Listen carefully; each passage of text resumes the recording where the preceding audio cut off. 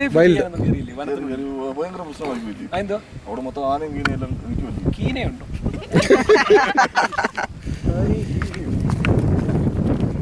മഴയാ. ശാന്തി എവിടെ പോവാ?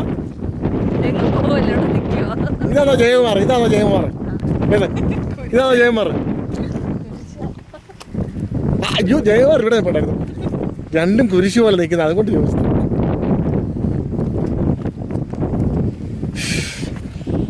മനോജേ ഈ പിന്നെ മലയുടെ പേരെന്താ? ഈ ഒട്ടകത്തലമേട്. ഒട്ടകത്തലമേട്. താങ്കളുടെ റിസോർട്ട് എവിടെ? പറഞ്ഞു. വേണ്ട അവരോട് പറഞ്ഞിട്ടുണ്ട്, അവിടെ വിളിച്ച് പറഞ്ഞിട്ടുണ്ട്.